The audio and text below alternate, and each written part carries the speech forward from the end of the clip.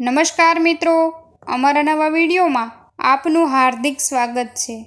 આજે આપણે વાત કરવાના છીએ રસ્તા પર પડેલા પૈસા મળે તો લેવા જોઈએ કે નહીં।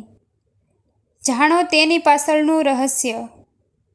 મિત્રો, તમે જોયું હશે કે ઘણી વખત આપણને રસ્તામાં ઘણી વસ્તુઓ પડેલી મળતી હોય છે, ત્યારે ઘણી વખત એવો વિચાર આવે છે કે રસ્તા પર પડેલી વસ્તુ લેવી કે નહીં।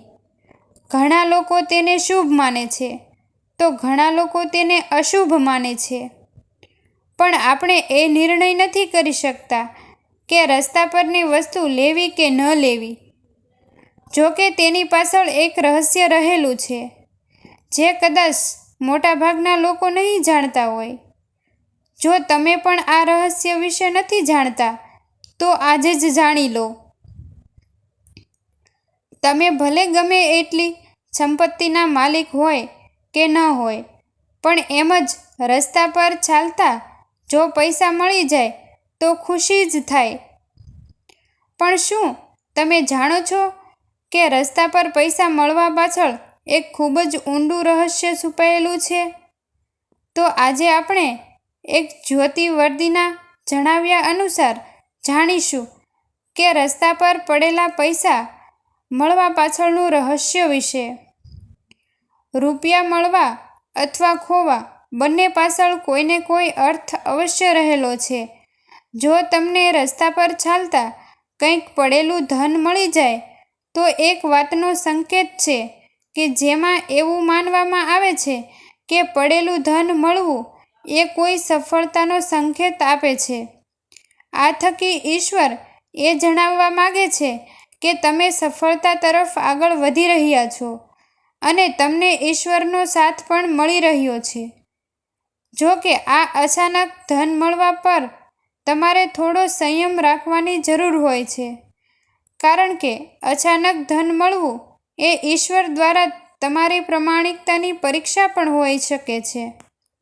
આ સિવાય રસ્તામાં મળેલ અચાનક ધનને પૂર્વજો સાથે પણ જોડવામાં આવે છે।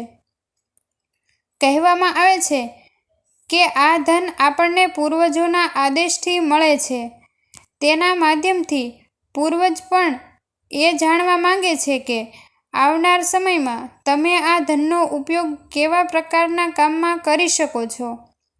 અચાનક મળેલ ધનનો ઉપયોગ ક્યારેય પણ પોતાની દૈનિક ખર્ચમાં ન કરવો જોઈએ।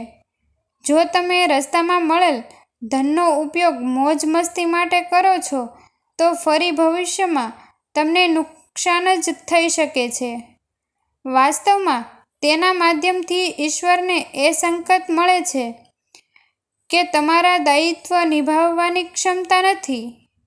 આ રીતે ધનનું ખોવાવું પણ ઉચિત નથી માનવામાં આવતું, પણ ખોવાયેલ ધન દ્વારા ઈશ્વર તમારા ધૈર્યની પરીક્ષા લેતા હોય છે। જેમ કે ધન ખોવાઈ ગયા પછી વ્યક્તિ શું કરે છે? શું તે કોઈ બીજી વ્યક્તિને નુકસાન પહોંચાડે છે? શું તે ઈશ્વરની શરણમાં જાય છે અથવા તો ધન અર્જિત કરવાનો પ્રયાસ કરવા લાગે છે? ધન ખોવાના માધ્યમથી જ ભલે પણ વ્યક્તિને પોતાની જવાબદારીનો અહેસાસ થાય છે। જો ધન ખોયા પછી વ્યક્તિ કોઈ ગલત કામ લાગી જાય તો તેને તેનું પરિણામ પણ ખૂબ જ જલ્દી ભોગવવું પડે છે।